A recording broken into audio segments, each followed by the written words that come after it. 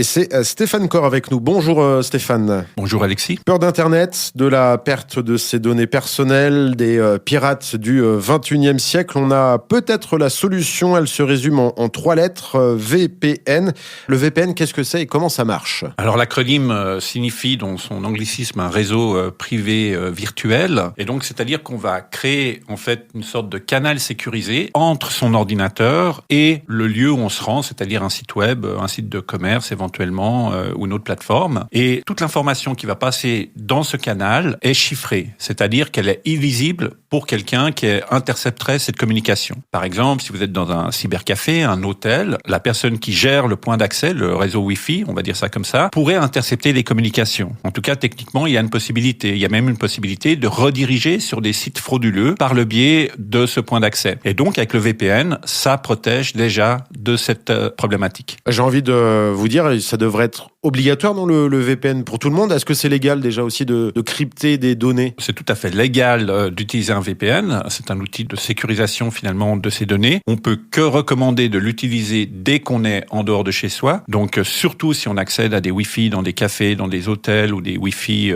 gratuits quelque part. Donc il n'y a rien d'illégal entre guillemets à l'utiliser. Par contre, il y a même un cadre juridique qui encadre l'utilisation d'un VPN, c'est-à-dire que chaque serveur par lesquels on passe, donc on peut avoir des serveurs qui sont liés à ce VPN, qui sont dans plusieurs pays, mais chacun de ces serveurs étant dans un lieu physique qui est lui-même soumis à une législation. Donc c'est pas non plus une zone de non-droit où la loi ne s'applique pas. Donc c'est pas un outil qui garantit un anonymat complet dans toutes les circonstances. Il faut faire attention à ça aussi. Alors si je suis novice en matière de technologie, le VPN, c'est quand même assez facile de l'installer. On peut trouver des tutos quelque part. Normalement, c'est tout aussi simple que n'importe quelle autre application. Il y a un certain nombre de services. Il faut évaluer la qualité de ces services. Il y a des prestataires suisses de VPN. Ils sont un peu plus chers que les autres, mais ils sont d'excellente qualité, en tout cas un en particulier. Et puis, il y a d'autres prestataires dans différents pays. Maintenant, il faut faire attention parce que le VPN, il y a aussi une question de ce qu'on appelle la bande passante. La bande passante, c'est le nombre de voies qu'il y a sur l'autoroute.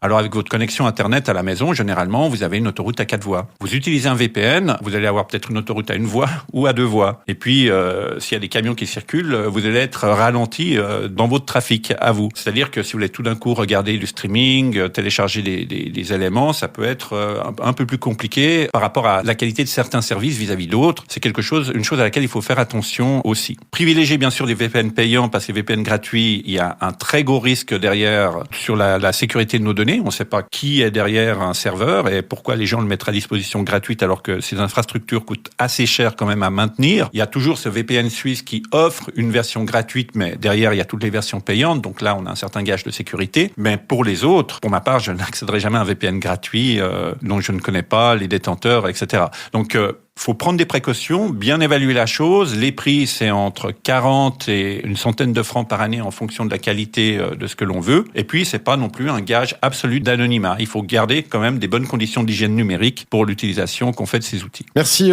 beaucoup Stéphane Corr. Grâce à vous, on en sait un peu plus désormais sur le VPN. Merci.